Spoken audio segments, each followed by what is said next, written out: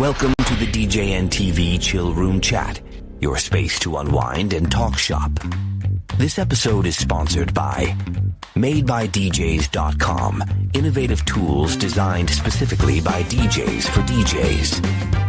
DJEventPlanner.com, the industry standard for streamlining your business and booking faster. And DJRequests.com, the easiest way to manage your dance floor's vibe in real time.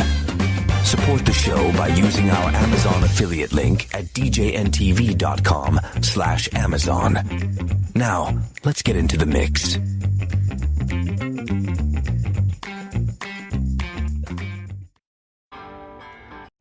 You know, whenever I sit down with a client ahead of time before they hire me, one of the things I ask is, what do you think of DJs?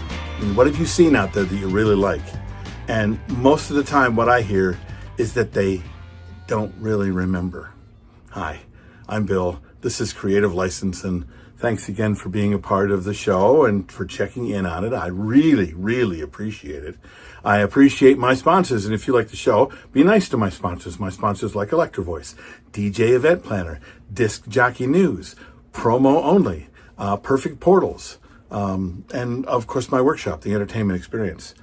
So they really want to tell me that they've seen something great, but what they usually do is tell me all the things that they don't like about DJs. And one of them that I've heard, and I've heard a lot, but one I'm going to talk about today is what they think is bad microphone work, unprofessional, bad mic work. And when I ask about that, because they're lay people, right? If I say bad and unprofessional mic work, you've got a picture in your head. You do this for a living, right? You're a speaker, you're a DJ, you're a storyteller. So you get an idea of what that is. Most of the time, the client can't really put their fingers around it, except for sometimes it's like, well, they're yelling at me on the microphone, or you can't really understand them. They talk too fast. They talk over the music too much. They talk too much. There's just all this talking. Shut up already and just play the music. Okay, well, if you really look into it, there's a couple of things that I know, and the first things that I think about is bad mic work would be like how you hold the microphone, right? You don't want to cup the mic, and put it up to your the hands in the air like nobody cares. Nobody thinks that's cool. You might, but most people who see you do it are wondering why you're trying to look like their favorite rap artist. And they like their favorite rap artist. They just don't like you, and they don't like how you're doing that. So, number one, that's a technical thing. Don't do that.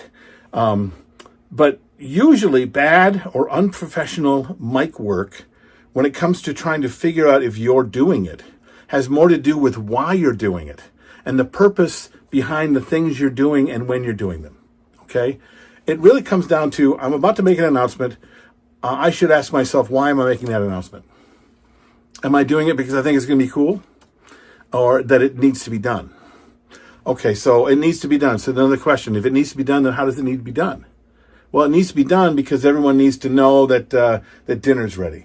Okay, great. So you get on the mic and you yell, hey man, dinner's ready. But did you ask the room for their attention?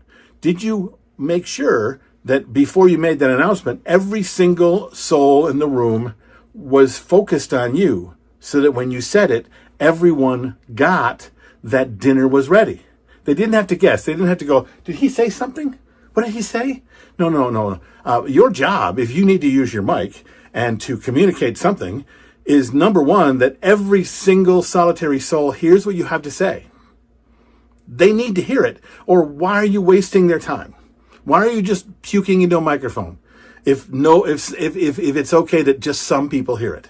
So take that into consideration. And if you take it into consideration, do you wait to get everyone's attention before you speak?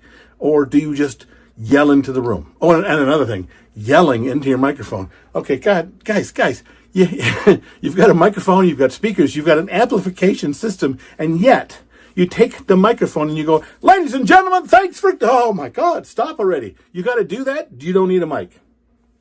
I don't have a microphone system, I don't have amplification, and I need to use my big voice. Okay, I got it.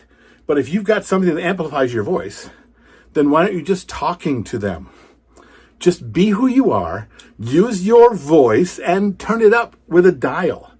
And I know this because I used to do this. I used to do it a lot. And the first time that I noticed that it was something that guests didn't like was I was at an event with my wife, watching a DJ do an announcement, very much like I've done in the past. And when it was all done, she looked at me annoyed and she said, "I'm not sure what he said, but I do know that I don't like that he's yelling at me."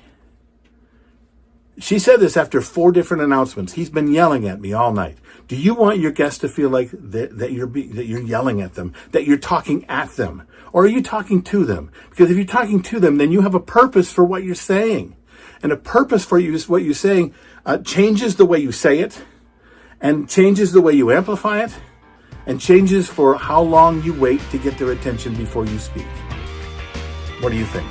Write down your comments below. This is Bill, this is Creative License, and I'll see you next week.